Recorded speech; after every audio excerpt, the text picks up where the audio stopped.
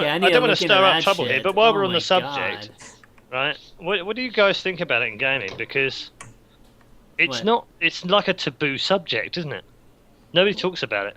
A What? little bit. I think Homosexuality? Scarlett. Are we talking I, about, or I think just Scarlett transgender? kind of spurred a lot of discussion, whether or not she wanted to, Yeah, obviously. yeah, But I like to think that. So, like, this is my little shit, the little stuff that I've learned in growing up. My mom and dad were both in the Air Force, and I remember talking to them about like when they would travel to Okinawa or they would be stationed overseas for whatnot. Anytime they went to a different country, it was like going to a new world. Like the culture was completely different. Like everything was completely different. Like it's like stepping like onto out of a shuttle onto a different planet. Um, and for me personally, in the little bit of the world that I've traveled to between South Korea and Germany and whatnot, I've always noticed that it kind of feels a little bit alienating to the older crowd. But anytime I'm within my generation, it seems like we're all kind of part of this internet culture. And it seems a lot more welcoming than a lot of the older stuff. Like, I don't know how much you've heard in, like, South Korea, a lot of Asian countries are incredibly xenophobic towards, like, white people. Like, if you talk yeah. to a Yeah. lot of white foreigners that have spent a lot of time in Korea, you hear horror stories about how some of the, in public, how, like, there will be, like, Asians that will spit on, like, white people, like, really bad stuff. But when you talk about older or younger generations of kids, it seems like most younger people are a lot more open to tolerance or kind of accepting of a lot of Yeah, different I mean, stuff. Yeah, I mean- I think you're right, and I hate that word tolerance because it suggests that you're Yeah. tolerating other people's skin color, which is Yeah, bloody yeah, awful. I even hesitate But to I use totally it, know what but- you. I totally know what you Yep. mean. Mhm. I would agree. I think my generation aren't too bad, and I say my generation because I do believe I'm a generation apart from most of the gamers now. But I think my kids hopefully will grow up and it won't even be an issue anymore. It'll just be Yep. something that doesn't even get bothered about. I just think it's interesting that I'm sure that we have gay and lesbian people in gaming. Mhm. They're not talking about it, and that's their prerogative because it's a very personal thing. Sure. But I also get the sense that they don't want to talk about it either, which I think is disappointing.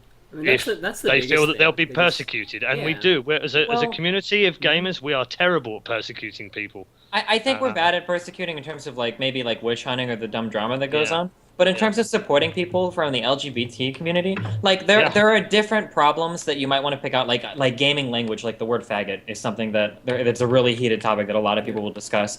But in terms of like actual acceptance of people from the LGBT community, I feel like that StarCraft 2 does a really good job of that. Or internet communities in general. I can't speak for the fighting game community because they're fucked, but for all the other gaming communities, it seems like we have a decent job doing that. More so such that if I were to go to CNN.com or something, and I were to see a story about a gay or transsexual, I'm sure you could find tons of comments about how they're destroying the world and gay marriage and blah blah blah. But like, if you take into example like all of the eSports subreddits, typically when you have people bringing up things like, well, they're not even like that's a man, like why do you call her boy? Usually those comments are incredibly downvoted, and there's a lot of people speaking out against it and whatnot. Which it's not perfect, but I'm happy to see that rather than a lot of people making a huge deal about Scarlett's transgenderedness or. I mean, I agree. I think you used the word tolerance earlier, and I think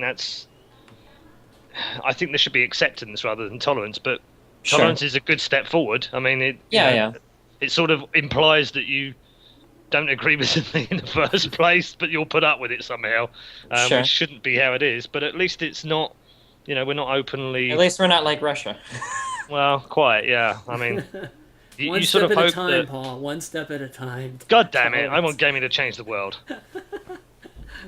No, it is cool, and I think what Scarlett's done and Scarlett having success too has really helped it. Helped that phase kind of pass, and it's helped a lot of other players. Yeah, I'm actually thrilled. I think we shouldn't underestimate just what she's gone through and the I mean, she still suffers from abuse from other people right now, but she really is an example to people that you live your life the way you want to live it, not the way other people want to live it. Yeah. And you do the things that are good for you and your family. You don't take any notice of what other people say.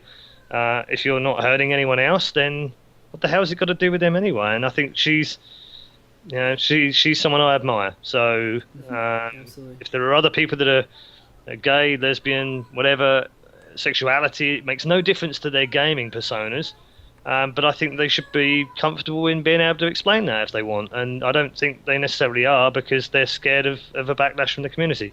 I do agree with what Stephen said, though. I think we are as a community, and I'm very much generalizing in gaming, I think we're much better than most. Sure. We're much more accepting, and we certainly move on quicker as well. So I think it's an interesting subject, though. Yeah, I think so too. I mean, homosexuality hasn't really been an issue. I mean, I since I've been in the StarCraft community or just pay attention to esports, I don't feel like it's been that big of a deal. The transgender thing has been the biggest thing for me. I mean, I've noticed with the community. But I mean, has it been an issue for you guys? I mean, has it ever come up that's been a big deal? In what way? I don't even remember a big headline with just. No, but I mean, part of the reason for that is because, kind of like ReDeYe said, there's not really been. I don't think anybody's ever come out as homosexual in the gaming community. Am I wrong? Am I forgetting someone? I don't think so. Maybe that's the case. Actually, I think Scarlet is the only case. No. I mean, we've had. Do you think that it's eSports? I mean, you have transgendered. Well? You have transgender people. You have multiple transgendered. Do you think it's down to esports sites just don't want to be that guy?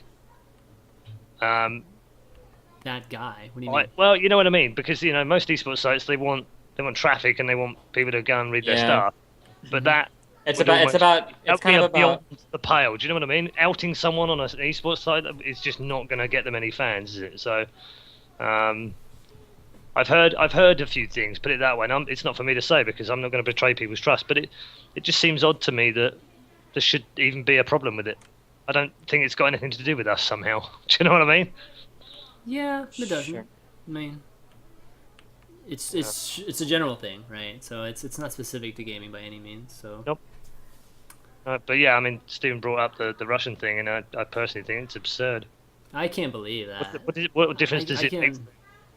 I can't believe they back them. It would be like, wow. I'll give you the equivalent. I'll give you the equivalent. It would be like me and Stephen coming out and saying we were homosexual, and then MLG or ESL or DreamHack saying, sorry guys, but you can't come to our tournaments anymore. I mean, can you imagine the outrage? It feels like to me like this is like maybe the first time that the issue of like LGBT acceptance has kind of come to the world stage in terms of the Olympics, and I feel like it's a big step back to not have the IOC take any kind of stand against that kind of behavior. Like I feel like that like one of two things could either happen with this. Like one, it's a big step forward in terms of international intolerance for intolerant people, or two, it's kind of a step backwards in that you kind of reinforce all of those behaviors in all of those countries that are really anti-LGBT, like Russia, where it's like, well, we are anti-LGBT, but the IOC backed it when they came here, so like it's everybody, this idea that everybody can kind of think what they want, when in some cases that's not necessarily true when you talk about like relentless persecution of homosexual people that live in your state or whatever. But yeah. Somebody's saying that the Olympics are just defending the rule that says you can't protest at the Olympics. Yeah. It's like a Weasley. Basically, they haven't banned lesbians and gays, as far as I understand. They've banned talking about it whilst you're doing the Olympics. Yeah, but I thought that's a big difference, Stephen. That's a huge. Well, difference. What do you think? So that's kind of like saying don't ask, don't tell. That's like saying that don't ask, don't tell in the American military was an acceptable policy. That's like saying, well, the military isn't anti-gay, but if you say you're gay, you're getting kicked out. Like, don't tell me that that's not a little bit. Don't say, well, that's a big difference. We're cool with gay people. We just don't want to know if anyone's there. Like, no, it's the same thing. It's more or less the same thing. Like, if your mom were to tell you something like, you're dating a black person? Okay, I guess. Like, even if that's not blatantly racist, like, that's still not acceptable, Like, it is, but it would be a pretty big deal if they didn't allow gay athletes at the Russian Olympics. Well, are they going to allow gay athletes? Is that... Well, I have to go and read a Russian's official... How on earth would they... What sort of test do they do at immigration for that? I don't know if you're like publicly. I mean, seriously, how would you? I know that's true. I'm gonna sneak back and watch you when you go to your hotel just to make sure you're not. It's even worse because then people are gonna be hiding it, lying about it. I mean, how the hell would you find out anyway? Honestly, it would be. This is a disaster. It would be ridiculous. Apparently, if you talk about it, then you get fucked. But as long as you don't say anything about being gay. So if you talk about, so you mean as an athlete, if you talk about it. Sure. So does that mean then, Wow. if say a gay athlete wins the 100 meters, and then the interview afterwards he says, I love my "Do you wanna boyfriend for all of my yeah, I support. love my boyfriend back home. Thank you so much for supporting me and getting me to the Olympics." Is that illegal? Then we get to see if the KGB is still as active as once was. Well, Maybe we'll have the next according Olympics to- in Rwanda. according to the amount of Dude, money somebody just like, linked me I this, think it's dude. probably all been fired. What? Russia says no discrimination for gay athletes. Oh, good job. Good for them. Okay. But okay, man, that was Alright, sorry, that was a a little surprise topic. Our classic surprise unfiltered topic, sexuality in esports, which like deserves its own episode in its own right. But thanks for that, Paul.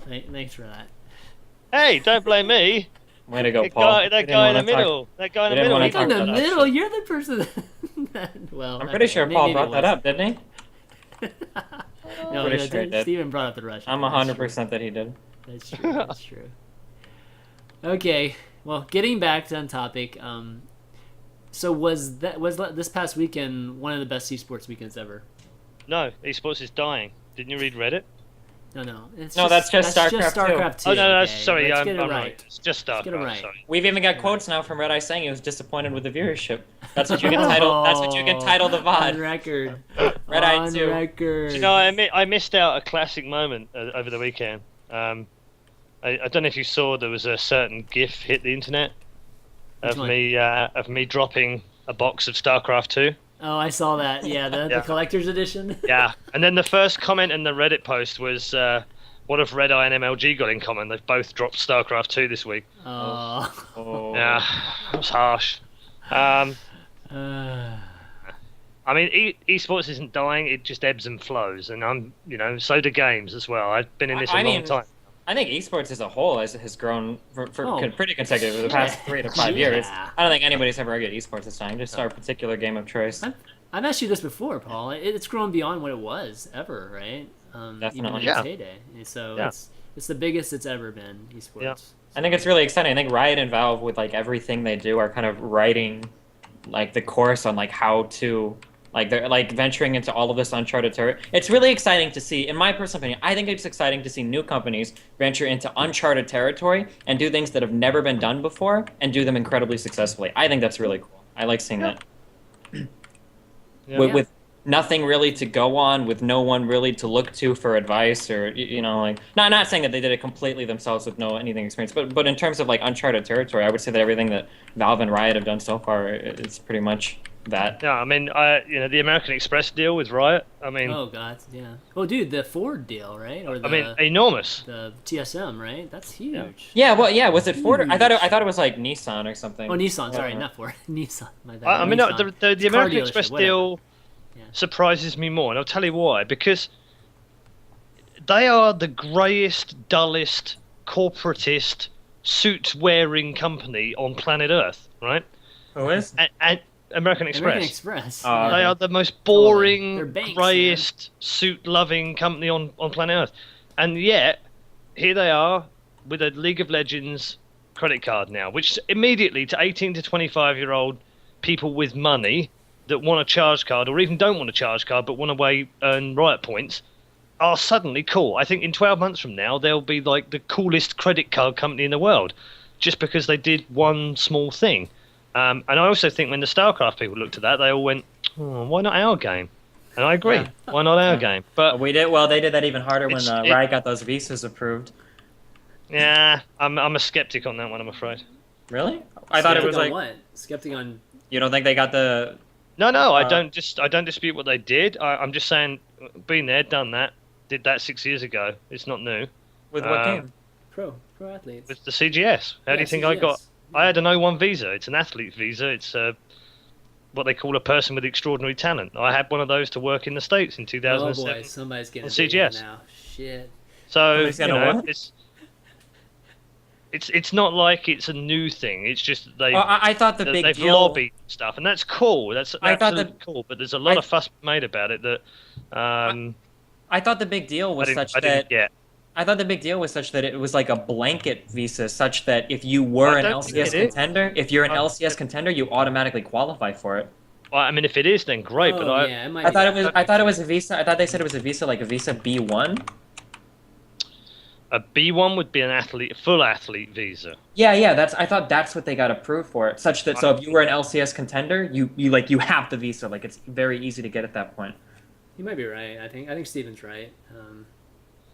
Well, I mean, the documentation I saw, which isn't anything that no one can just go and get anyway. I mean, it's nothing illegal or anything. It's just you can go and get it.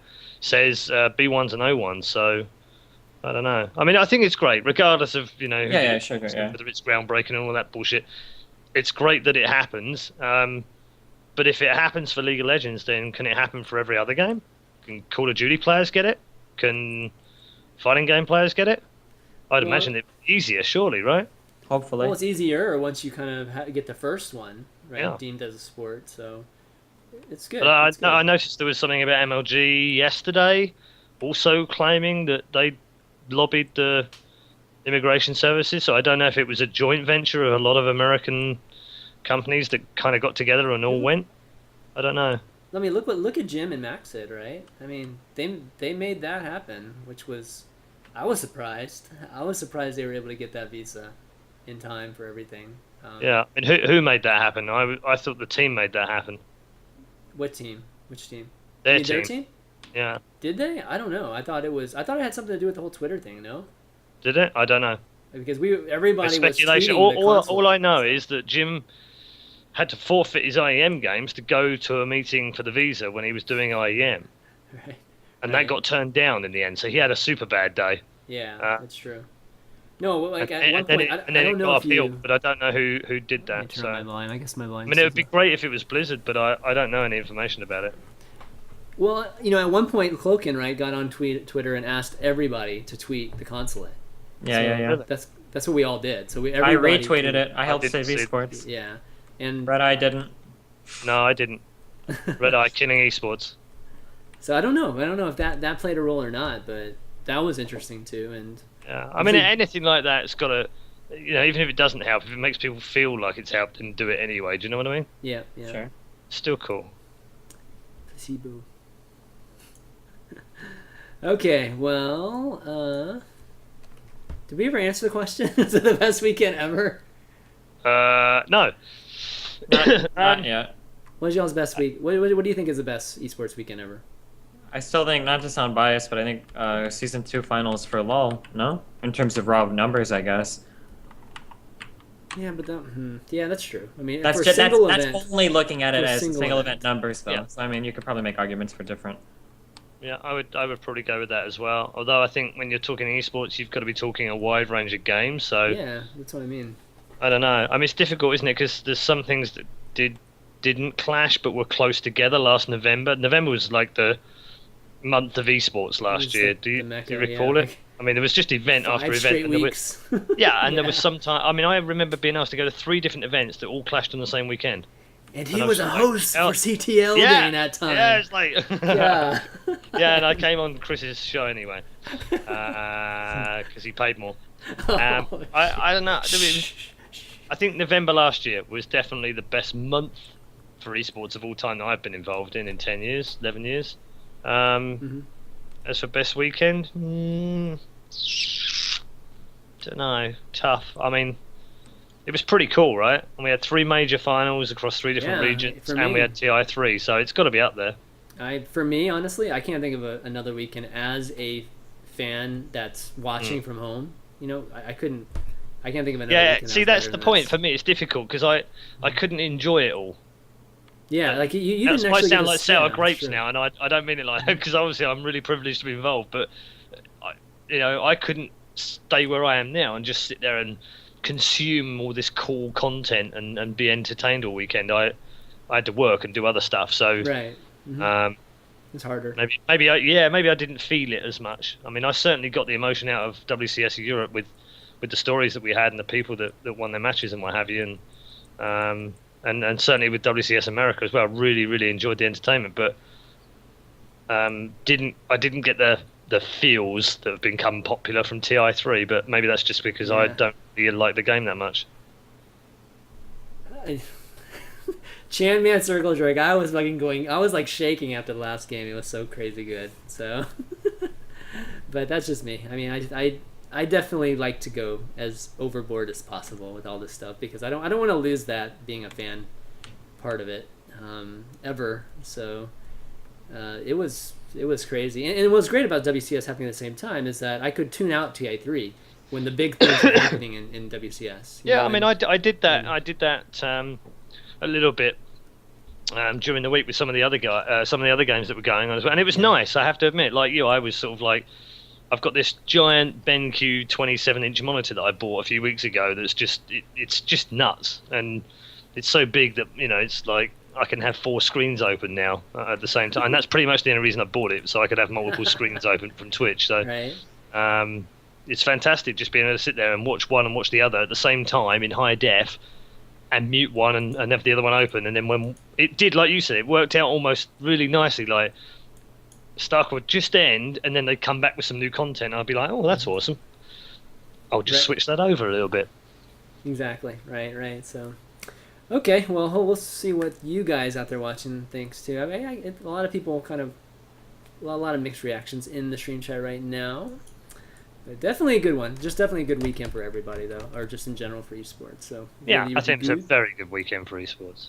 All right, let's transition over to trash talking and BM and really taking it to the extreme. You're so terrible, Chris. Why am I so terrible? Oh, I thought you wanted us to trash talk. No, you two go at it, man. I don't even bother trying against Steven because Steven will freaking wipe the floor with me. No, he's like Grandmaster compared to us, right? Yeah. Those guys were fucking crazy, okay, man. so I don't have a 3-man overlay right now, okay? So forgive me God. with them. But check this out, okay? This is what we're talking about. This is at a tournament, a Call of Duty tournament in Atlanta, and this is Team Impact. Karma, you are nervous! This is during play, too. You get nervous, boy! I've seen it! I've seen it! You were shaking a chance! Okay, you gotta check out this thing. Alright, so. You know you were shaking! Alright, that's enough. That's enough of that. Alright, so, we've talked about BM and the lack of personality in the StarCraft community and wanting to see some more of that but do we want to see that kind of stuff right there? What do you guys think? No, I'm interested to see what Steam thinks about this. No. No, I am. No, what the fuck? That shit's crazy, man. I would be scared to be in an event like that. Jeez, that dude looks like he's about to pop a vein. Well, what's funny is that why isn't there an admin to give a warning? I mean, he was doing that at MLG and he was getting warnings. So it's just like, why are they just letting them shout shout things like that the whole time? So there's a few things I want to say about this, right? And the first is this: some banter, some personality is great. I like that. I like the fact that Naniwa is Naniwa. Call me an idiot if you like, but I like the fact that he is who he is. I mean, he doesn't pretend to be anyone he's not. He just is how he is, all right? And you need personalities in every game, in every sport. It's great to have personalities. I think we'd all agree on that. And to have personalities, sometimes some of these guys are borderline genius, and with genius comes flaws, and the flaws are usually personality traits that people find unacceptable. But I think we found there was a line with Idra, for instance, that you don't cross, and one of those is you don't insult your fans or the crowd. Yeah. And so when this guy starts on the crowd, that's when I lost it. I mean, I lost it big. I was like, no way. That's beyond the pale. Okay, here we go. Let me show you that part. Guys. I don't think the Edward thing had to do with show that part, because people need to see that, because that is. Oh, that's not. Sorry, guys. What do? You watch the game! I play the game! I win! He's the I think he's the captain of the team, too, right here. Hey, look at my bank account! Look at my bank account! Look at my bank account! You're watching! You're sitting here watching! My bank account! Let's go! You're watching me play! I'm sick of this! Sick of it! Pathetic!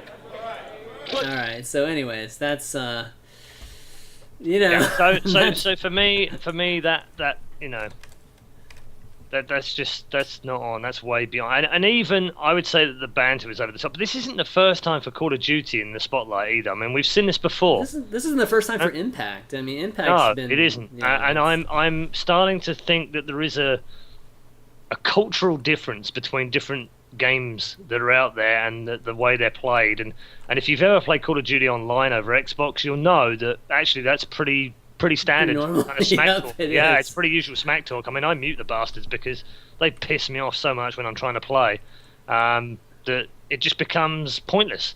Absolutely. Yeah. And as soon as you try and engage them, either politely by saying, "Hey guys, do you think you could just tone it down again?" Motherfucker, what the fuck are you talking about? They're like cut you up. Olds, man. I mean, you're like, yeah, I mean, what the hell? I'm trying to reason with you. Why am I trying to reason with you? You're an idiot. That's impossible. So I think there's I play StarCraft and I play League of Legends and I play Counter-Strike, and I never see that level of abuse ever in any of those games. But there is abuse. There's no doubt about it.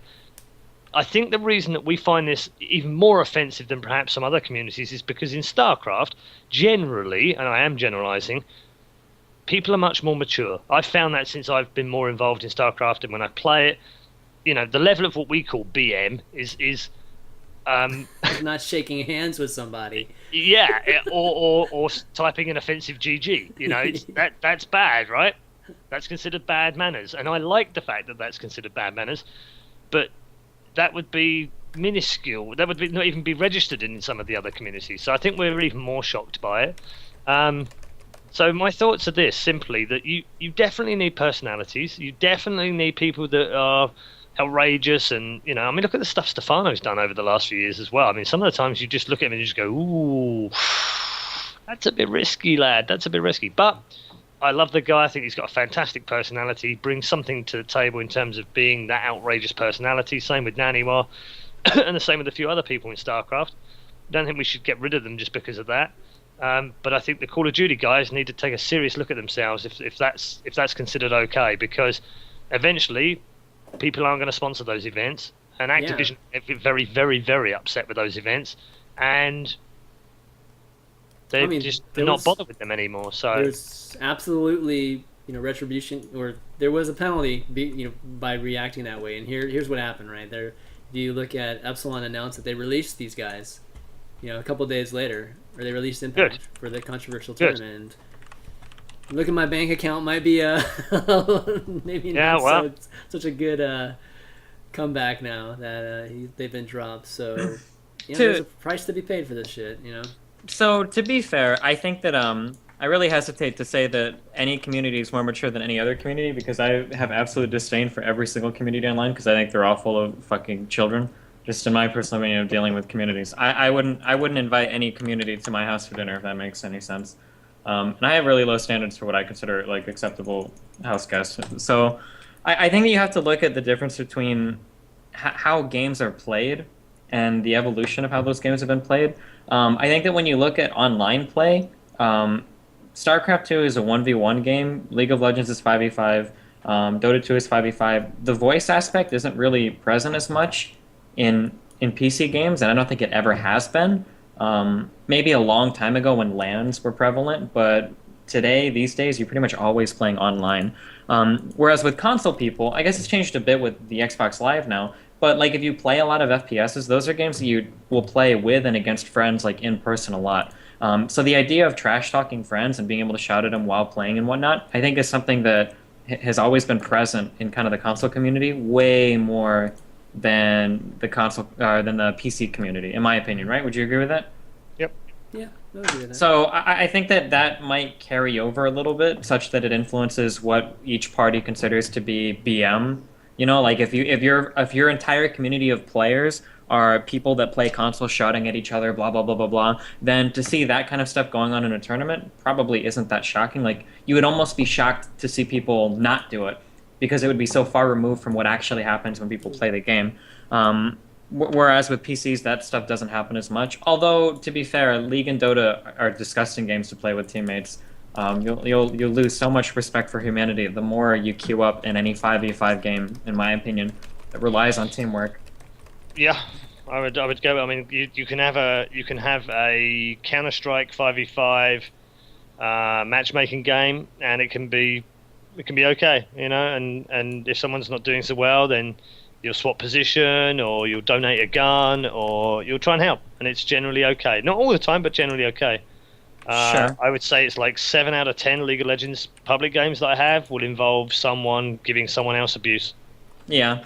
To be fair, though, I think that the team, and I'm not trying to talk shit on any games, but the team play aspect of an FPS is much less than the team play aspect of... Yeah, and that's why. Yeah. Because in Counter-Strike, I can... Well, hang on, I'm going to be bold here and say I can 5v1. Yeah. Sure. I can kill a few guys, and it Yeah. can make a big difference to my team. And I you don't can necessarily need them completely- to be great. Yeah, and you can completely do your own thing. You don't necessarily have to follow any paths or even know the map. Like, you just fucking camp a spot or just run around in hallways and hope you get lucky. Whereas in League, that can't happen. Like, you've got 5 people who are all supposed to act a certain way and do certain things, and if anybody fails in their role, then you get fucked in your own, and, like, everybody turns super toxic because of it, and... Yeah. So I'm sorry.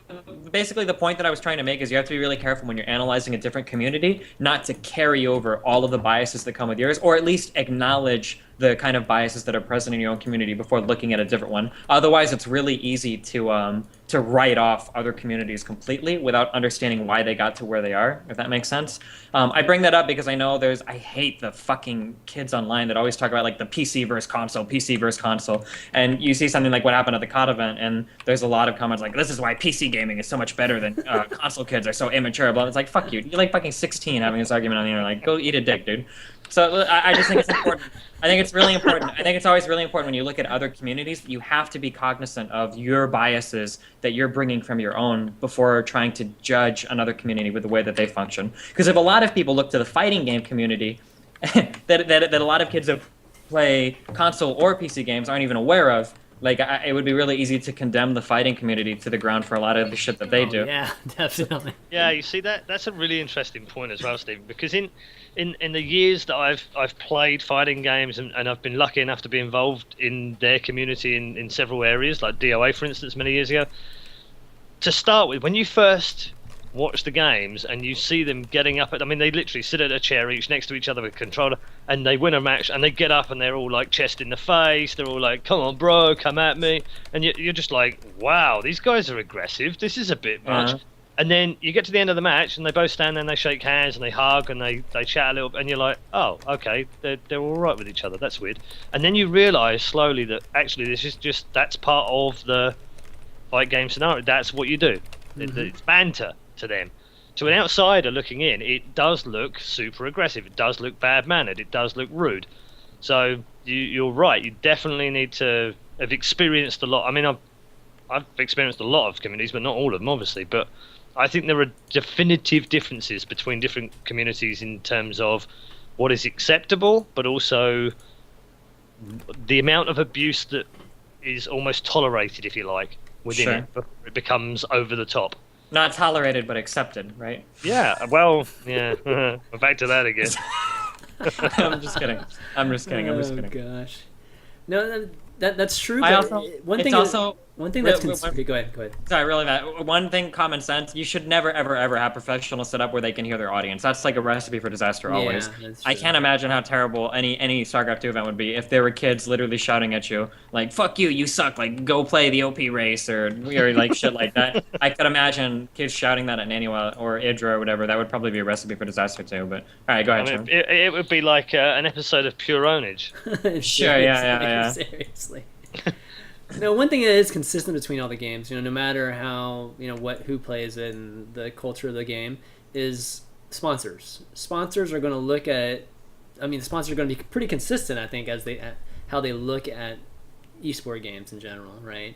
And there's definitely a line that you can't cross. And like Paul was saying in the very beginning, is you cannot start disparaging the crowd and the audience and the people that pay money to come and watch you. You can't say like, "Hey, you pay to watch me, dude." That sort of thing.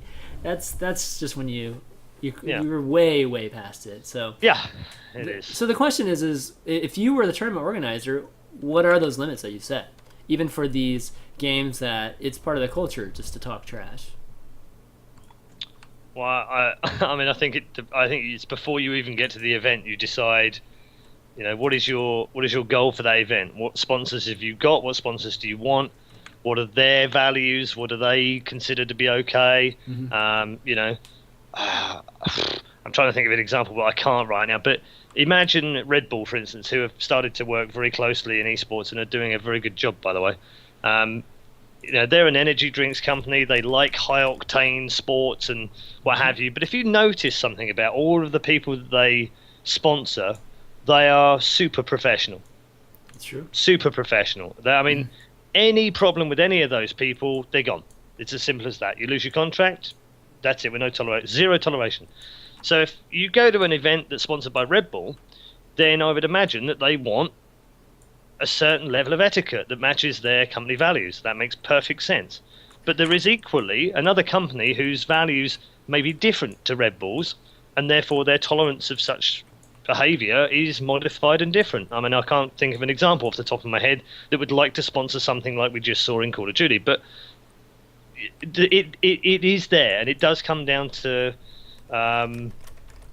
what that tournament organizer believes is acceptable. And I would imagine most of them are determined by the morals of the company in the first place, which I believe most esports companies at the top are pretty good. Yeah. And which sponsors they're talking to. So, well, I guess was that first statement that I made then true or not? I mean, these sponsors know what they're getting into then, right? Well, I think, so this is something that I personally had experience with, and I've seen a lot of the conversations and whatnot. I think that one of the, maybe a problem that a lot of esports people had, I say esports people, maybe StarCraft 2 companies had in kind of coming into StarCraft 2, is communicating with sponsors over expectations and realities, I think is something very important. And I feel like that, I know, like, personally, I know that things like that have gotten mixed up in the past. So, I mean, like, if you have a sponsor who is sponsoring so much money for so much event and wants so many views or blah, blah, blah, I just think it's really important that everybody's on the same page in terms of what do they expect and what do they want and what's acceptable and what's not acceptable.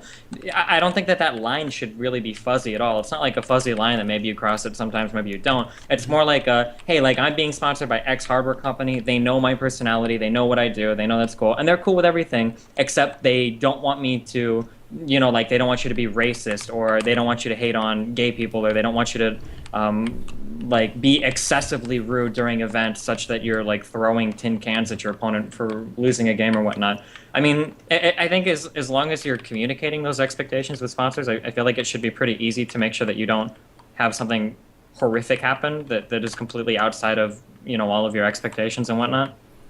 Well, I also think it's a mixture of, you know, we're talking about rules, aren't we, effectively? But rules aren't, I don't believe rules are about, you mustn't have this kind of personality. I don't think you can rule like that. I think you set out a set of rules which are black and white, which give you the rules of the tournament and, you know, when you can be there and when you can't be there, and you must turn up to this and what have you. That's all fine. I think the rest comes down to common sense most of the time. I think it should be obvious. We can't trust common sense. No, but that's the one thing you should be able to. I mean, I don't think there's any rules in Wimbledon that says when you win the Wimbledon final, you can't run through the crowd. I don't think there's any rules like that. But it's pretty obvious that doing that would probably be a bit stupid. So the players don't do that.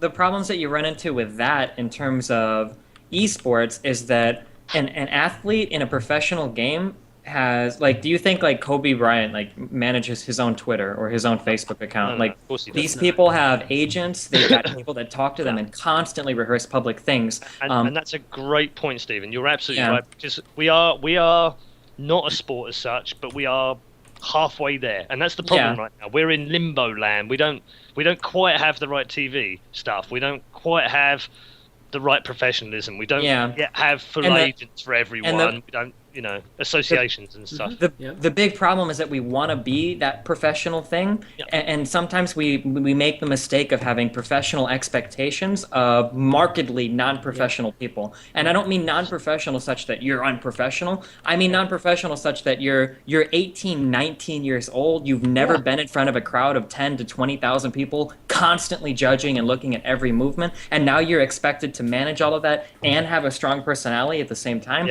That's something that's very, very, very, very different. That's totally, it's a fantastic point. And then on top of that, we're going to give you a couple of $100,000 to deal with as well, just to make you a bit more freaked out. I mean, Stefano's the perfect example of that. I mean, the guy's 20 now.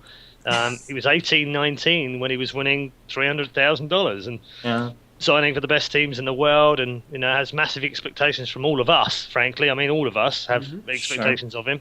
Hosts, commentators have the same expectations in that he's going to deliver the right thing. And to be fair to him, most of the time he has done as well.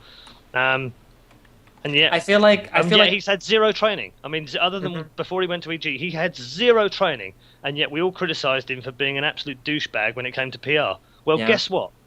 No shit, Sherlock. He's had no training, and he's been thrown into the deep end at 19 years of age. Yeah, we should be training these people. I mean, yes, but the money and the infrastructure isn't really there yet to support all of those extracurricular kind of things. I mean, you don't think EG has some type of training? I'm sure they do. Yeah, I'm sure they do. I think their training. One of the few teams. Their training is Alex sending you an email saying we're docking you $200 this month because you said a bad. That's their training. I'm sure Alex sends them like a list of things they can't do, and then when they fuck it up, he sends them that. But at least they do that. I can tell you for nothing, Riot is definitely helping players. Oh yeah, I can imagine. Which I think is fantastic. I'm pretty sure that teams will have had some help during the international. CGS did an awful lot of training with players in front of cameras. Not that made any difference in the end, but it has been done, and I think it'll just become more and more prevalent, as Steven said. Still developing. We're still developing. It's one thing with StarCraft 2 and where you have teams. You actually have these entities that are managing the players, but like Team Impact, I mean, who's going to train them? I mean, who's going to make them go into training? Well, I mean, if they want to keep who? I mean, who's going to eventually the sponsors that come in that pay the teams will insist. Yeah, and it'll be part of budgets. So when you go to a sponsor now, you're probably going, hey, we need $60,000 to keep the team running. Or maybe you were 3 or 4 years ago. Now you're probably going, hey, we need $120,000 to keep the team going around the world and doing cool stuff, and here's why. In 5 years from now, it'll be, hey, we need $1 million because we want to do this, this, this, and this. And the sponsors will be saying, and I'm pretty sure some of them are already saying, well, okay, but let's see some proper TV training. Let's see what they can do with PR. Let's see what they put on their Twitter. Let's see what exposure they get, and let's see what type of people they are. And that will require the teams to go, well, shit, yeah, okay, we better get them some proper training now, not just a little bit, or read this manual, or spend some time with this guy. It will be proper off to PR training, off to media training, and what have you, and we'll get better at it. Right. Yeah, only having the penalty system is not finding system or whatever. Definitely does not work. I mean, these people, they don't care. A lot of times they were smart. They would outsource that, because I would pay money to see like Team EG. When I say outsource, I mean like fund it, like crowdfund it, to see Team EG go through like etiquette lessons. What, and film it? With have like a prim proper nanny or whatever, like walking them through. Like kind of like a Mary Poppins character. Like I think Steven's got ideas of a new show. I think that would be really funny to see a Mary Poppins like character at dinner with EG, like helping them all with like their. I don't know. That would be funny. They have to be English too, right, Paul? Yes, they would have to be, and of course, he'd have to have soot on his face and sweep chimneys. Yeah. Okay, well, that's it for that topic. Next topic, Days of DayZ. Paul, do you know anything about DayZ? Can we defluff quickly so I can do an Okay, all right, let's defluff. Let's take a quick break. And we will be right back, people.